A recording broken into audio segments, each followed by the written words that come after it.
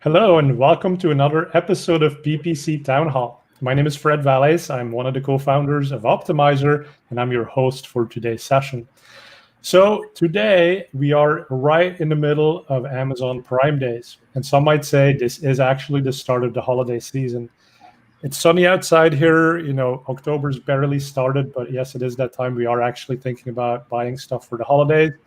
And part of that is obviously because 2020 has been an unusual year. We don't really know what's going to come next.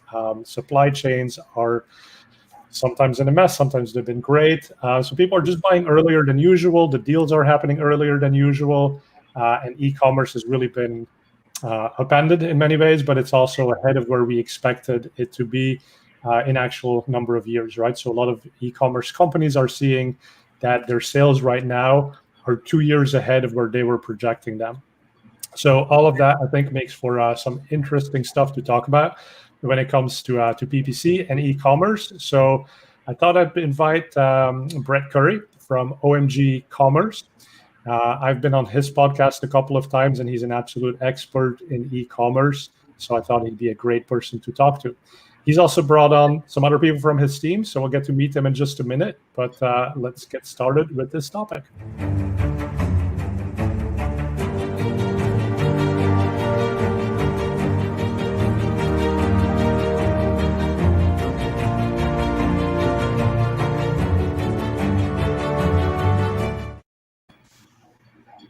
All right, welcome, guys. Brett and Greg. Hello.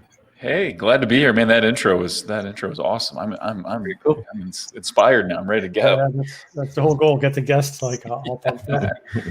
Hey, so yeah, Brett, we've done, or I've been on a number of your podcasts, so thanks for having me on those. But it's really good to have you on my show this time. So tell the listeners a little bit about who you are and what you do. Yeah, it's fun to be a guest. Usually I'm the one posing the questions and running the interview. It's good to be the one answering the questions. It's going to be fun. So I'm the CEO and co-founder of OMG Commerce. We're a digital marketing agency. We really focus in two key areas: the Google Ads ecosystem, which I know we'll talk a lot about today, and then also the Amazon Ads ecosystem. And so we work exclusively with e-commerce companies, growing brands. And I'm also the co-founder along with my business partner, Chris Brewer. And so, yeah, we've got a team now of 42 and growing. We do a lot with, of course, search and shopping and display on YouTube and display on the Google Display Network. But we're also, for agencies our size, we're one of the top spenders on YouTube ads. So we got kind of a unique perspective there that we are excited to share today. And then I thought, best person I could bring on to be on this show with me is our senior Google strategist and really one of the smartest Google specialists and strategists I've ever been around, Greg Maycock. And so we did give you a fair warning though, Greg. Occasionally when he and I are talking together, we'll nerd out and get into the weeds a little bit, but I think your audience will dig that. Yeah, the audience will appreciate it. Be forewarned, we might get a little bit nerdy. Exactly. We'll scratch the surface, but then go really deep right after. So yeah, exactly. Some good tips. Hey, well, Greg, good to have you on, and glad to be here. Quite the praise there you're getting. So yeah, I'm really looking forward to nerding out with you on the topic of PPC. So tell us a bit about your background and how long you've been doing Google Ads and stuff. Well, I've been running Google Ads since 2003. Originally in the lodging industry and travel space. I've been with OMG now going on 3 years actually next week, and just really dove into e-commerce and love that. It's a lot of leading edge work that we're doing and really helping a lot of great brands grow. Really looking for companies that we can help scale. Nice. So were you doing PLAs when they were actually still PLAs, because now they're, I guess, technically shopping ads? First PLAs I've done were with OMG Commerce. Wasn't really applicable for travel space and lodging, but so that was a new experience for me, and I love that. And then of course YouTube is really growing for us. So you're one of the lucky ones who didn't have to deal with those really painful feeds in the beginning. Right. Yeah, exactly. So I definitely experienced that though, Fred. We started as an agency. We started with Google Shopping or PLAs right when they transitioned from the frugal days of free listings to exclusively a paid channel, and that's kind of was our obsession in the earlier days of OMG Commerce, and how we really got some recognition in the e-commerce space. In fact, in 2016, which that's several years after the transition to Google Shopping, I wrote the ultimate guide to Google Shopping that Shopify published. It was a partnership with me and Shopify. I just completely rewrote that guide. And there's a link right there that you can check out. So this is fully updated for 2020. We talk about now kind of there's some new free listing options inside of the Google Shopping results, which is really cool. Talk smart shopping campaigns, smart bidding, how to really approach and think about Google Shopping. So there's kind of some beginner info in that guide. It was designed to help people get started, but also we get into some strategy and some deeper things in that blog post as well. Okay, yeah, we should talk about some of the more advanced strategies. But I'm curious. I mean, so obviously you just published this recently. Did you start writing it before 2020, or did 2020 just throw the whole thing for a complete loop? Yeah. So my initial thought was I was just going to take the old outline. So when I got together with Shopify and we agreed, hey, it's time to update the guide because it's pretty dated now. It's 4 years old. That was in 2020, but it was early in the year. And so I started looking at, okay, maybe I could just update it, maybe just tweak some things here or there. And then the deeper I got, I was like, man, I just got to rewrite the whole thing. So it was a little bit painful, but it was a complete rewrite. Yeah, a lot of big developments just in the time period that I've been working with e-commerce and shopping campaigns. So last 3 years, big developments and improvements in shopping overall. So what's your, I guess maybe one of the biggest things is automation, right?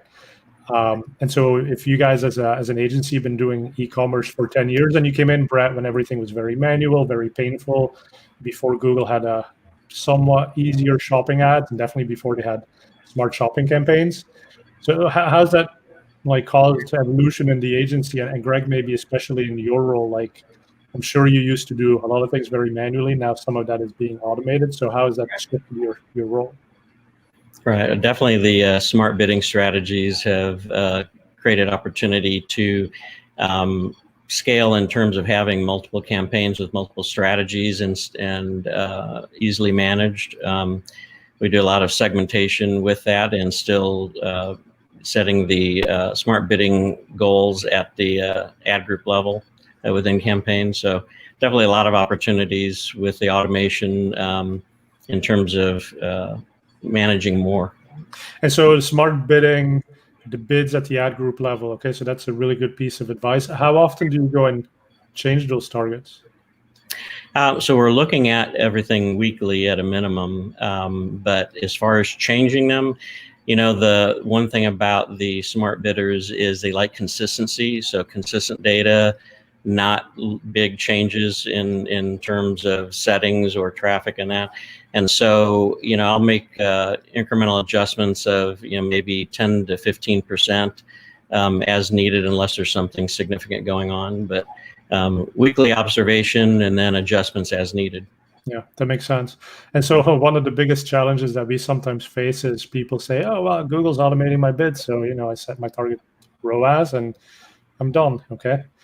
Set it and forget it. But clearly that's not the strategy that you guys are taking. And I'm sure that's because it leads to better results when you actually keep managing it.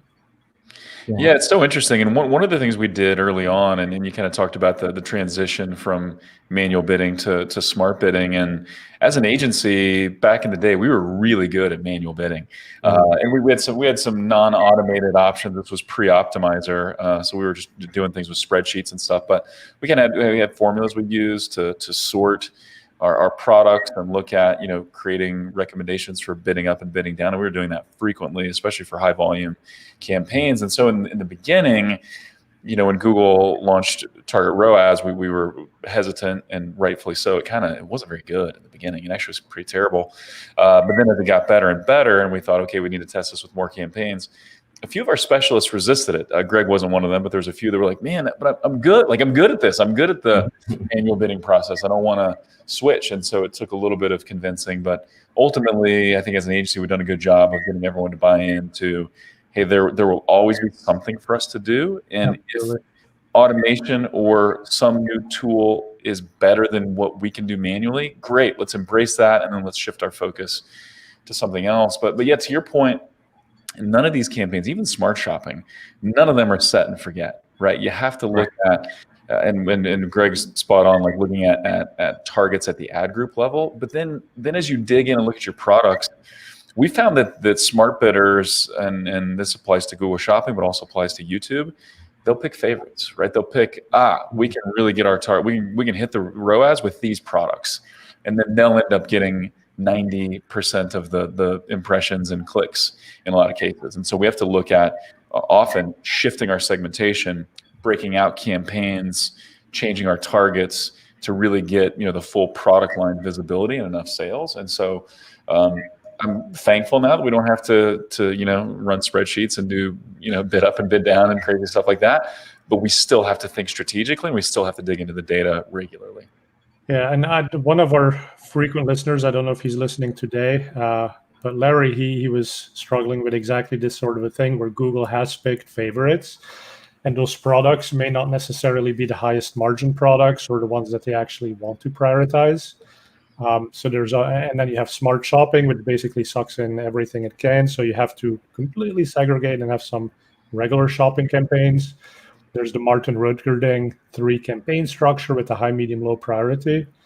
Like, what's been, if anything, have you found an effective way to actually tell Google, like, this is the product I want? And my personal favorite example was I was working with a T-shirt company at one point, and on the generic query for T-shirts, they kept showing the orange T-shirt. And I was like, I know my orange T-shirt is not my best seller. In fact, I mean, like, it's so hideous that I can't understand why anyone's clicking on it. But they kept showing that one again and again and again. And I just wanted that white or that black T-shirt to show up. How do you do that? So smart bidding has definitely changed the way we approach campaign structures. In fact, I can't think of any accounts that we don't have at least 3 or more shopping campaigns. So it's more of how you organize the campaigns and how you segment campaigns or ad groups for products. Back in the day with manual bidding, we were running a lot of campaigns with single product ad groups, so we could basically be focusing our optimizations manually at the SKU level. Now it's more about basically creating campaign structures that feed the smart bidder the data and focus it in where you want it to optimize for. Let me pause you on that for a second, right? So are you saying you use conversion tracking and conversion value to sort of like help the system prioritize the products you want? It's a combination of that and campaign structures and separating different product groups into different campaigns, and then using different settings, whether it's a prioritization or the target settings for your ROAS goals from between one campaign and product group to another. So basically, the new form of optimization is basically setting the smart bidder up for success with the best campaign structures and organizing that to focus it on the products that you want to feature at various levels of performance. Yeah. And so you mentioned SPAGs. I want to talk about that more, but I think the other theme you sort of touched on was, setting different targets. One thing that's kind of a pet peeve of mine is people pick one target and they kind of forget that different products have different margins, and that at the end of the day, we care probably more about profits than hitting 400% ROAS. Exactly. How do you get clients to sort of like go to that next level of, because I've literally seen clients, they go to an agency and they say, hey, your guys' target is 400%. And 6 months later, they're like, well, 350% would have actually given you more profits. Like, why did you ask us for 400%? And they're like, well, the last agency had 300%. So just figured we'd up the number. Yeah, it's such an interesting topic. And we do a lot of YouTube as well, which more focuses on cold traffic or, higher in the funnel traffic. So I know we'll get into that later. But that really causes us to have pretty in-depth ROAS conversations with our clients. And usually we have to ask the question about 3 or 4 different times and in different ways. And then we have to illustrate what the projected results could be in 3 or 4 different ways. We have to create visualizations. So we talk a lot about portfolios, where all of your campaigns work together. They're not silos because, 80% of people, when they're shopping for a product, bounce back and forth between YouTube and Google, or bounce back and forth between video and search when they're trying to research products. And so it's not just that someone's going to see one ad and then purchase. So we talk about portfolios and how the campaigns work together. But then we also ask probing questions like, okay, you want a 400% ROAS. Great. What about during the testing phase? What about early on? What's your risk tolerance as we're trying to find the right combination of campaigns and the right combination of high in the funnel ROAS combined with low in the funnel ROAS, and what that portfolio metric should look like. And often I found that if you ask the same question a whole bunch of different times in different ways, then the truth will come out. And then they'll say something like that. Well, yeah, I mean, my previous agency had a 300, but I mean, really 250 is profitable.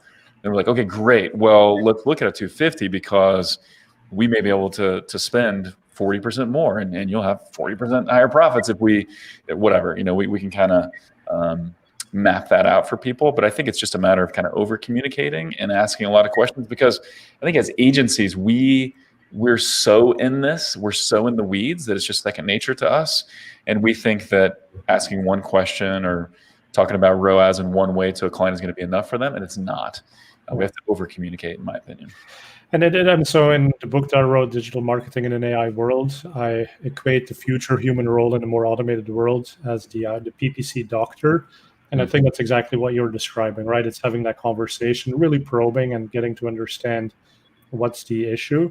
And it's so funny too, because nowadays with the internet, how many patients walk into the doctor's office and they're like, I've got this disease. The doctor's like, hey, what? Well, I looked it up on the internet and WebMD told me so. I know it. Chris. Exactly, right? It's funny. Like one time I had a little rash, and so I wanted to make sure it wasn't getting bigger, so I took a Sharpie and I drew around it. So I go into the doctor and I'm like, I think I have this. And she looks at it and she's like, that's really unusual. I've never seen that black marking on that. Like, no, that's a Sharpie. Yeah, Sharpie. That's amazing. That's so funny. Yeah, and so it's really important. I think our role is to think strategically and to ask questions and then to revisit. And just to give you another little illustration, we have a client in the beauty space, and we're doing a lot of YouTube ads for this client, and they're profitable. But we started with, and I'll just kind of throw out some numbers. These aren't the real numbers, but they basically said, hey, we want like a $40 cost per acquisition from YouTube. We think that's going to be profitable.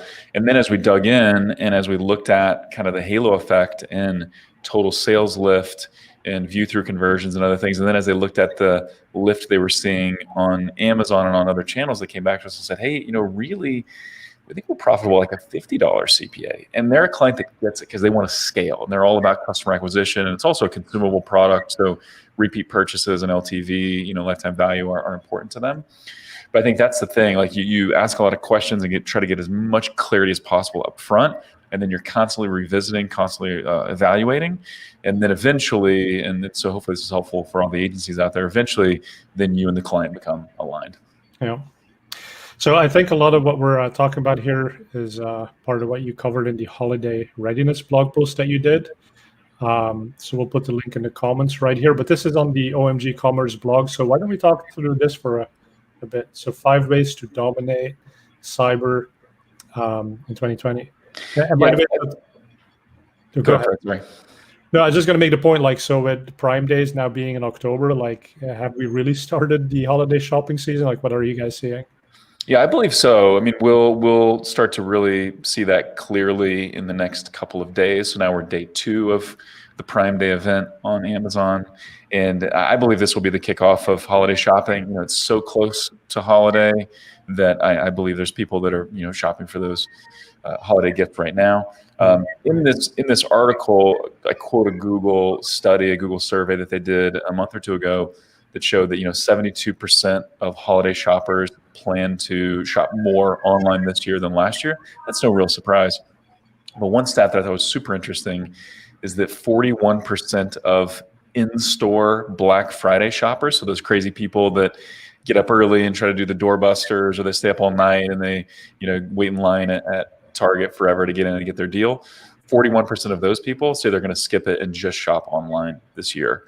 And the other thing we're seeing is that people are planning on shopping earlier. We all know what happened back in March, April, and May in a lot of places where we'd order something and shipments were delayed. So there is kind of this trend where people will start shopping earlier this year. So I think what we're witnessing right now is the kickoff of holiday shopping. And so what we've been advising clients is plan on shopping happening earlier, get your deals ready. Ideally, those deals have already been ready, but be ready to launch your Black Friday, Cyber Monday deals maybe November 1st or maybe at the end of October. Get ready, get your assets ready, get your ads ready, all those things, so that we can be ready to push. And likely last days to ship, for like a guaranteed delivery in time for Christmas, as an example, those are likely shifting earlier. So in the past, maybe that was like a December 17th to December 21st cutoff to get it in time, for Christmas. Now that's probably going to be like the 14th or maybe even before, to get guaranteed delivery for the holiday. So I think there's several things around shopping behavior and delivery and, shipping constraints that really drive the strategy here. So definitely keep an eye on things and set up some alerts, because things are happening earlier than they used to happen in the past. And so if you'd been saving budget for Black Friday, for example, maybe it makes sense to front load that a bit more.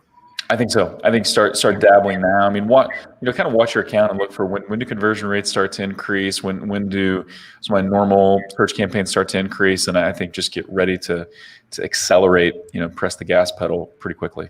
Yeah. So Sarah's asking us a related YouTube question. So what structure and formats do you prefer for YouTube campaigns to help lift e-commerce? And I think you have a separate blog post on that, so I'm showing that on the screen right now. We'll put the link in. Great. Tell us about that. Yeah, and I want Greg to chime in here too, but we primarily focus on TrueView for action campaigns. So those are the in-stream pre-roll video ads. But the TrueView for action part, that's where we can bid on a target CPA. And we found that, if you give Google the goal of conversions, the smart bidder becomes pretty good at finding people that convert. If you use like CPV as your bid strategy or cost per view as your bid strategy, Google's pretty good at finding people who watch videos. And so with the CPV bidding, your views will go up, your view through rate will go up, but your conversions will go way down, clicks will go way down. If you transition to TrueView for action, you'll get more clicks and certainly more conversions. So that's what we look at is primarily TrueView for action. And so, but we're doing a few things. We're looking at those direct conversions from YouTube. We're looking at view through conversions, but then we're also looking at brand lift. So we're looking at how the branded search campaigns grow, and also we look at things like Google Trends and see how does volume for our client's brand, how does that increase after we launch YouTube. And we've seen some pretty, just to take the Google Trends as an example, we have worked with a big automotive client, and they were spending a lot of money on Facebook prior to us starting on YouTube. And we could still see this distinctive point on Google Trends where their brand name really spiked in volume, a week or a couple weeks after we launched their YouTube initiatives, which was really interesting. So that's a good tip. So use something simple, something free like Google Trends to measure brand lift as a result of YouTube campaigns. Yeah. And there's other ways to do it. You want to chime in a little bit on brand lift, Greg, because there's a few ways we measure it. But Yeah, the new Brand Lift 2.0 feature in Google Ads is very interesting. It gives you, and it's not an additional cost now. It does require certain ad spend levels, but basically it's an automated system for doing surveys to measure various metrics, whether it's awareness, consideration, purchase intent. And so that's one of the metrics we're looking at. And then talking about the different types of campaigns, types or structures with YouTube, thinking in terms of retargeting and remarketing, we'll also retarget viewed video audiences if we're still in the customer acquisition funnel with TrueView for Action campaigns to re-engage people who saw the initial video and maybe did not convert. But then we're also running YouTube for shopping campaigns, remarketing to people who did engage and maybe went to the website but didn't convert. Yeah, and one final piece that's really interesting that I think some people miss is if you take those viewed video audiences, so the audiences of people that actually engaged with your video and watched it, and then layer those into non-brand search and shopping, and watch the growth in those accounts or those campaigns rather, that's really valuable too, because we see it time and time again where someone will watch a video to the billable point, so they're watching to the 30-second point or beyond. But then maybe they forget the name, right? But they just remember something about the video and something about the product. So then if they're interested, their next step is to go and Google it. And so when we layer in those viewed video audiences to search and shopping, it's interesting to see the keyword data. Well, it was interesting to see the keyword data, Fred. Yeah. Now that we're losing search term data, curse you, Google, love, hate. But anyway, so yeah, we're also layering in those viewed video audiences. You can at least see the performance of how they do, especially in your non-brand search and your shopping campaigns. Mm-hmm. Yeah. And personal example here, but on Instagram, I saw an ad. I was interested, but then something happened and I got distracted and I could not remember the brand name. And went back to Instagram hoping the ad would come back, but it took 3 months before it reappeared and I finally made that purchase. Yeah. We see this a lot with Boom by Cindy Joseph is one of our bigger YouTube ad spenders, and Ezra Firestone, who's the CEO, he also runs some training and stuff, so he's happy if we share a little bit of data from their account. But they sell skincare primarily to older women. It's a pro-age line of cosmetics, so they're more about like, hey, embrace your age, look your absolute best, but anti-aging, that's a crock. Like, embrace who you are. You're powerful in this stage of life. Anyway, we run some really effective top of funnel YouTube ads for Boom. And then as we layer those audiences into search and shopping, we find people that you can tell they don't remember the name. They're looking for like makeup for older women, skincare for older women. They'll try to remember her name, Cindy Joseph. And so it's interesting, but then they convert, right? And so they're people having that same experience that you had where something in that video resonated, they were interested, but lots on their mind. So they had to go and search. So now you mentioned audiences quite a bit here, right? So that kind of ties into the 5 ways to win the Cyber 5 this year. Point number 1 is build audiences now and then maximize budgets and cut through the clutter later. Yeah, I think right now, we're still seeing, and we don't do much with Facebook ads, but we do talk to a lot of Facebook advertisers. It seems that CPMs are starting to rise a little bit on Facebook. We're not seeing that yet on Google. It's going to happen. It's going to happen soon, and it's going to probably be different for certain clients and certain audiences that we're targeting. But now's really the time to get your message out there, try to drive some conversions for sure, but also build your viewed video audiences, your all visitors audiences, your cart abandoner audiences, and even your PDP, your product detail page viewer audiences.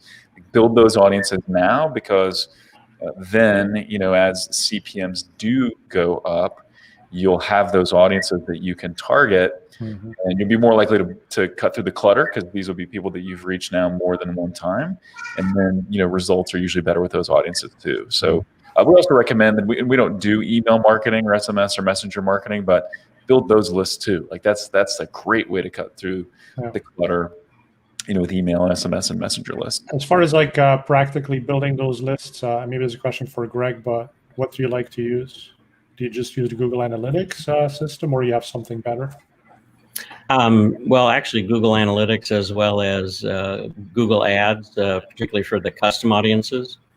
And we, as Brett mentioned, we have a deliberate strategy this time of year for the most cost-effective conversions to focus and heavy up now on top of funnel awareness, building those remarketing lists, getting visitors to the site. And in that case, we're using the Google Analytics audiences and shifting budget to that. And then when we get into the peak period when costs go up, then we're shifting budget more towards remarketing, retargeting those lists that we've created and built in order to get more cost-effective conversions. So one of the big complaints about smart shopping campaigns in Google is that they include YouTube, they include remarketing, but there's no transparency into the budget allocation. And so it's funny because you guys are saying basically like these are all the right pieces of the puzzle to put in place, but you just want that control and you want to shift these budgets as you get closer to the holiday event in this case. Yeah, for sure. And I think this is where, and this is also another point in that article, looking at, we call it a four-pronged remarketing approach, right? Where we see really good results with discovery ads, and maybe with a lot of clients, discovery ads are now our most effective remarketing ads. So, those are the display ads that show up on YouTube and Google Display Network and Gmail. And so we're often seeing that CPAs are 30 to 50% lower for discovery ads and for standard GDN. We also run Gmail ads, so separate Gmail campaigns. And I know that discovery also hits Gmail, but we found that separate Gmail campaigns can also be effective, and you can run the two side by side. So we run Gmail campaigns, YouTube remarketing, as Greg mentioned, and we often will run YouTube remarketing both with TrueView for shopping. And that's, as a side note, where we've seen TrueView for shopping work the best is in remarketing. We haven't seen a lot of success with TrueView for shopping to cold traffic. I'm sure it could work for some products, but we've never found it to outperform TrueView for action. We'll also run TrueView for action at the remarketing level. And then, of course, standard GDN remarketing, and we prefer responsive ads there because Google strongly favors them. And then kind of the fourth prong there then is, and actually that may have been four, but we also look at the RLSAs, layering and remarketing audiences to search and shopping. Nice, and that's a lot of detail there, but people can read it. It's pretty well covered here in the article that you had. Yeah, exactly. Yeah. Okay, so let's see. Point number 2 that you had in the article was develop compelling offers that support the brand. Yeah, it's interesting. I've even talked to some experts, some merchants that say, hey, it's going to be more, this season's going to be more about, can I get the product? Can I get it in time? Is it really what I want? Those may be more important than deals. I think that's yet to be determined. I think we can still safely say most people want a deal, right? Most people want sales and want to save. Prime Day is a great example of that. But I think you can offer a deal that doesn't negatively impact your brand. So we'll go back to the Boom by Cindy Joseph example. And again, it's higher end skincare and really targeting older women. They almost never do sales, almost never. And so, but around the holidays, they'll do a 10% discount. That's actually enough to move the needle. That's enough to get people excited and say, hey, I know there's no other time of the year that I can save, so 10% is great. And so there are ways to do this, without impacting profitability. You can also look at free gifts. There's a client that we really like and follow what they do in other channels, but Groove Rings, where they are doing like this free mystery gift. So order a silicone wedding ring, get a mystery gift, right? That's great for a stocking stuffer type of thing. And so I think you can do stuff like that. That's kind of like discounting, and we don't know this for sure, but I'm pretty confident they're probably taking unsold inventory or products that are not moving as well. Let's use that as the mystery gift. It's a nice perceived value. And so they're using that as a mystery gift. So I think really being creative right now is super important. Discounts are important, but I don't think that's the only way to promote for the holiday. And so, yeah, but thinking about what is your message, what is your deal, that's super important. Yeah. Also, having a kind of a layered strategy for multiple offers throughout the holiday season can also help with a couple other issues. So, for example, we're recommending that clients have some offers that are available throughout the holiday season, November through December. Maybe it's a special holiday-only product offering, some value-added offers, things like that. So it's not your deep discounts like you're going to see on Black Friday, Cyber Monday, but it provides an opportunity to offer something of value or more unique throughout the whole holiday season. And then they'll layer on top of that the higher discount or whatever additional offers they have for Black Friday and Cyber Monday during that peak period there. And so the benefit is you're getting someone's attention that's starting early and not waiting until Black Friday, Cyber Monday, or the week of to really have your holiday offers in front of your audience. And then you're also mitigating some risks so that you don't have everything happening just in those 3 to 5 days in case there's some other potential issues there. Yeah. Any tips, Greg, on how to get all these promotions lined up and ready to go at the right time in the promotions feeds and in your text ads? Yeah, we're basically setting those up the last week of October, the first week or two of November, depending on when they land.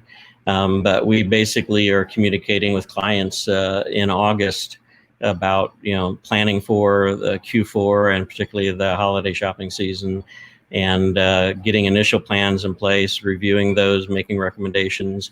And so it's having everything in hand the last week of October.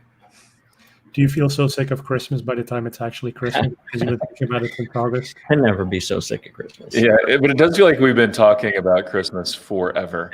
But that's just the nature of retail. But yeah, I think that in addition to that, having that clear calendar and then getting all, like, say, your merchant center promotions, getting all those named, spelled out, coupon codes, discounts, getting all that ready, and even putting it into a spreadsheet or something so that it's ready to upload when the time is right. So really just getting it all ready now so that you can mainly just, enable and then also, spot check for issues and errors and disapprovals, because that's always going to happen too. All right. Yeah. A couple of in the weeds tricks and tips for some of the listeners there is one is we'll make sure that landing pages are live, because you can't get an ad approved unless the landing page works, but maybe we'll have the client just make sure it's not navigable on their site. We'll also actually have campaigns built and ready to go, enable them with a dollar budget and penny bids, so that while they're not going to get any traffic or exposure, they're getting approvals, so that we're not waiting till last minute, find out that there's a 3 to 5 day time frame on getting display ads approved, and it's approved when the sale's over. So basically a few little things like that to get ahead of the curve, so that when game day arrives, basically we're ready to roll. Good tips. Let's also talk about seasonality bid adjustment for a second. So I think Google recommends not to use that for a longer event like holiday shopping, and it's more for like weekend sales. Do you guys use any like bid adjustments to T-ROAS and all of that? Yeah, we haven't used the seasonal bid adjustments too much at this point. But yeah, the Google's recommendation is if it's going to be a short event, and if we expect more than a 30% increase in conversion rate, and that happened very quickly, that's when you use the seasonal bid adjustments. We don't use it a whole lot. We're during the holiday or even before, we're in accounts on a daily basis, and so we're manually bidding up on adjusting that target ROAS frequently. But I think we do have a couple accounts we're going to look at, what does the seasonal bid adjustment do, especially for a few clients that they want to be super aggressive. Like, there's probably not a whole lot of risk in using that seasonal bid adjustment, but we don't have a lot of experience with it at this point, do we, Greg? No, we've just limited. And I suppose the other benefit is that it discards any of the data from the seasonality event that you set. So for those clients where you get super aggressive and then that performance may not reflect future performance, it's just nice to get that out of the learning system, if you will. Right. Yeah, especially if it's really concentrated. And again, it seems like if it's over the whole holiday season, it's pretty easy for the smart bidder to adjust. But yeah, we're interested to test that a little bit more this year. Yeah. So point number 3, and the top 5 here to get ready. So fill in the gaps in search and shopping. And I think it's talking really about some of the new shopping listings and free ways to get shown. Yeah, and so I mean, this is really easy. This is just a setting you enable inside Merchant Center, surfaces across Google that allows some free listings, free shopping listings on the shopping tab and the images tab and a few other places. And they don't have prime real estate, so still at the very top of the shopping tab and at the top of the images tab, and then of course on the main search engine results page, that's all paid. But there are some free listings now, and so all you have to do is really just click that surfaces across Google inside the feed in Merchant Center, and that opens that up for you. And then now shopping actions, which powers buy on Google, that used to be commission based. So it used to be 5 to 20% commission, almost the way Amazon works, where someone could click on that listing, check out with Google. Google then collects that fee, keeps 5 to 20%, sends the merchant the rest. That's now commission free, and so I really think that's an effort by Google to try to compete with Amazon and try to attract more sellers, to increase more products available through Google Shopping and shopping actions, to because there is that compounding effect of the more products, the more shoppers, and then it all kind of fuels each other. I actually wasn't quite aware of that. So is that a longer term thing that Google's doing? Don't know yet. It was announced, I think, in May, maybe April or May, that shopping actions is now commission free. My guess is it's going to be a short-term thing, that Google's using it just to kind of help people through this. Some sellers are having a rough patch due to the economy, although some sellers are exploding. But yeah, my guess is it's going to be short-term, but we'll see. There was no official announcement on when that would transition to a paid, back to a commission based. And so these shopping actions, is that also the thing that feeds into the voice assistants? I believe so. Yes. Yeah, it is. It is for sure. And yeah, so that's another opportunity there. We heard, as we're talking to our Google reps about, okay, what kind of volume could we expect here, right? Because most people that are searching for a product search on Google and they click on one of the paid listings on the main SERP, right? But basically what we were told is if someone's already advertising on paid Google Shopping, that surfaces across Google and/or shopping actions combined could be another 3 to 5% increase in clicks and conversions.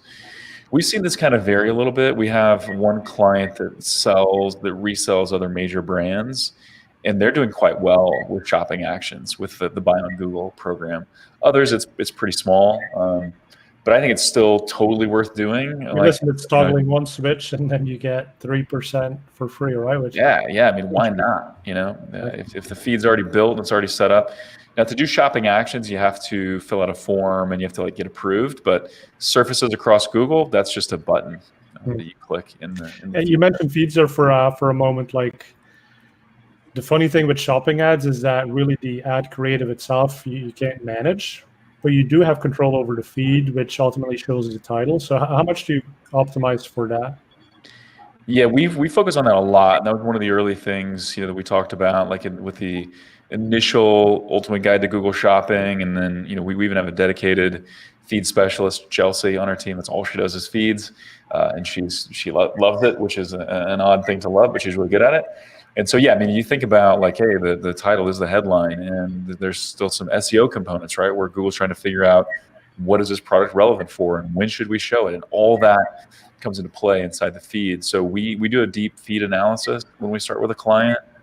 We compare that to our keyword research. Usually our specialists and strategists like Greg will do the keyword research or evaluate the keyword research, and then talk strategy with Chelsea, the feed specialist, to really craft the perfect titles. And descriptions are important too, but not as important as title.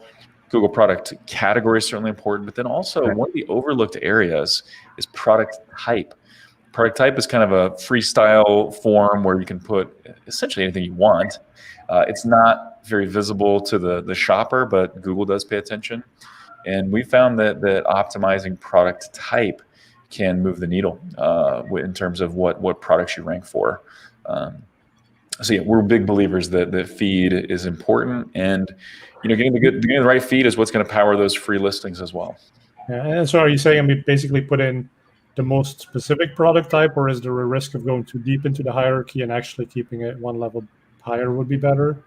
So the product category is something that's based on Google's taxonomy, right? So Google has these product categories, and you have to pick from their taxonomy. And yeah, you want to go as deep as you can. So if you're, selling handmade wrist bracelets, as an example, you want to choose apparel and then accessories. And I'm making up these categories because I can't remember off the top of my head. But you choose apparel and then accessories and then handmade or whatever. Like, so get as specific as you can with Google product category, but that's based on their taxonomy. Product type is really just a blank field. Basically, you can choose it. You put whatever you want in there, and so that's where we want to get creative. We want to think about, hey, what are some things we want to rank for? Like, if we want to, or do we want our ads to show for? And so we'll often get pretty creative with the product type because there are no real rules there. Nice.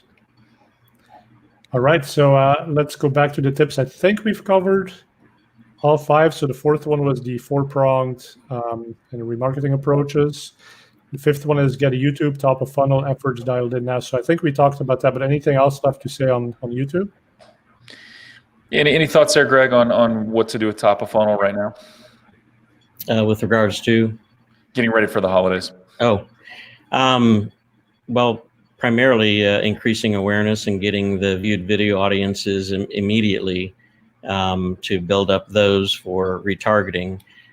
That's primarily what we're focusing on right now. And then, we use customer acquisition funnels for our high growth clients. So that's basically starting that whole conversion path process to move them from awareness to consideration and then down to the purchase level.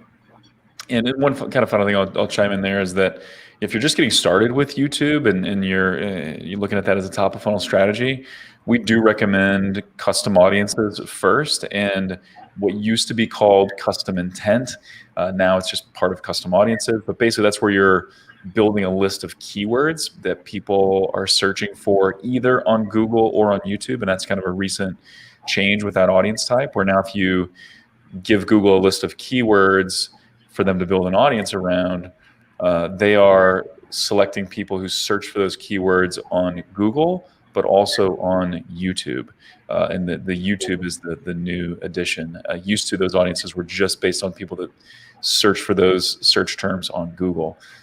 We've seen those audiences have always been some of our most efficient, some of the most focused, lowest CPA audiences. But now we're seeing that they can actually scale as well, and I think that's because of the new change with that audience type. So start with custom intent, or what used to be called custom intent. That works pretty well. And so I'm curious, with this new capability and how well it scales, if you have a completely new account that you're setting up for a new client, would you just start with keywords, or would you immediately layer on audiences or even the custom intent? Yeah, so we actually prefer, so just a little nuance there. If you choose keywords inside of the campaign builder for a YouTube campaign, that's more contextual. That's where YouTube is trying to match your video ad with content related to those keywords. So a lot of people think if I choose keywords inside the campaign builder, then I'm choosing people that search for those keywords on YouTube. That's actually not the case. It's actually contextual. So but those campaigns often work really well. It's one of the things we launch with pretty quickly. But with those campaigns, you have to look at adding negative placements, placement exclusions and stuff. Because a lot of times, just as an example, we'll be trying to target moms or something, or family related things, and we'll show up for kitty YouTubers and stuff like that. That it's clear it's the 7-year-old watching the video, and they're not going to buy. So those are great campaigns, but we actually prefer to start with the custom audiences where we're picking based on someone's active search behavior. And that's what used to be called custom intent, but now it's just a section inside custom audiences that we've found to be the best place to start. Right. And in general, we're starting with, remarketing audiences that we've engaged with, moving to the top of funnel audiences that have indicated purchase intent in one form or another, so have those signals in market as well. And then eventually, as we scale, looking at the more the interest-based broader audiences. moving up the funnel. Right. So we're getting close to the end of the hour here. So there's been a great conversation and great tips on e-commerce. Anything that we didn't cover that you guys think is important?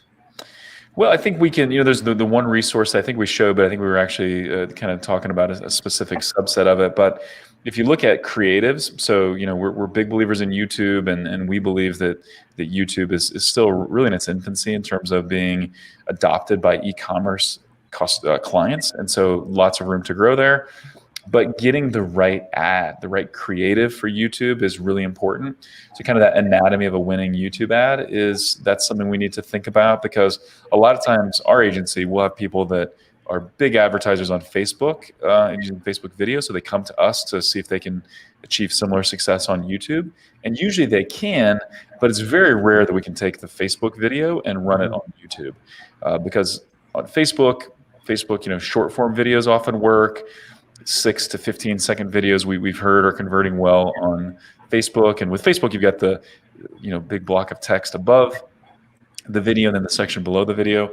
With YouTube, the video has to kind of stand alone. It has to tell the whole story. It has to set the stage and overcome objections and hook the right people and convince someone enough that they should click through. So we found videos that are 45 seconds to 3 minutes.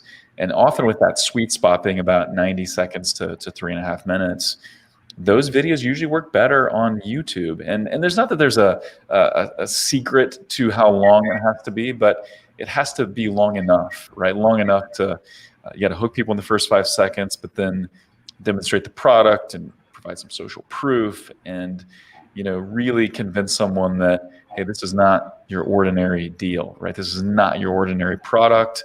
And then, specific strong call to action. So there's some examples in that article. Recommend that people check it out.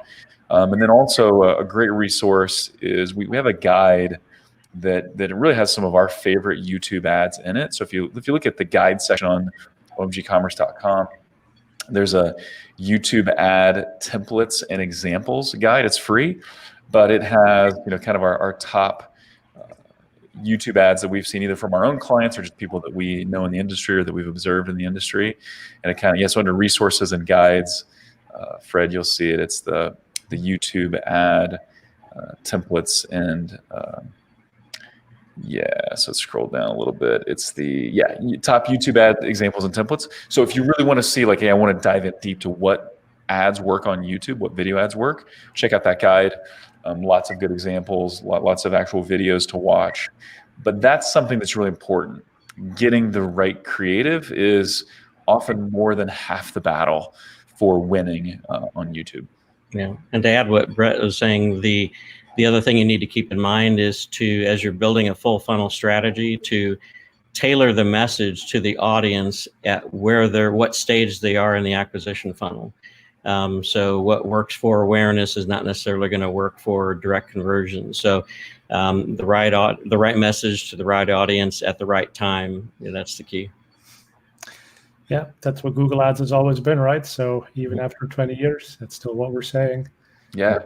Slightly different approach to how we get there. Well, good, gentlemen. This has been fantastic. So, Brett, I also think people might want to check out your podcast, right? So I'm going to put that up on screen. Yeah, would love to. So it's all e-commerce. We get it. We talk to really, really smart people like Fred, and just we talk to merchants as well, really smart merchants on what they're doing, how it's working. We get pretty tactical and practical on the podcast. We also talk strategy, but would definitely love to have you guys check that out. And one just kind of final point I'll make, Fred, we were all talking about this before, even as, and sometimes especially as technology advances and AI plays a bigger role and there's more machine learning and all these advanced things, just good marketing basics of thinking about what your customer wants and delivering it to them and getting the right message. Like all of those things are becoming more and more important. I think it's hacks and tricks and tips, they have their place, but like good marketing strategy, I think is going to win the day now, but also in the future. Right. So bad news for all those people who got into PPC because they figured it was a lot of spreadsheets. Yeah, exactly. Yeah. Spreadsheets are still important. Hey, long live the spreadsheet. We'll always be looking at spreadsheets to a certain degree, but that can't be your only claim to fame. Yes. Well, good. On that note, thank you both for joining us, Brett and Greg. So folks, you can check out omgcommerce.com, connect with Brett through LinkedIn is his preferred way. And then if you go to OMG Commerce, you might be lucky enough to work with Greg as well. Greg is not on Twitter though, so we're not going to put him on there. But thanks everyone for watching. We'll be back next week with another great episode. Next week we have Martin Rutgerding, another PPC geek. So it'll be another deep in the weeds session. But thanks for watching, and we'll be back next week.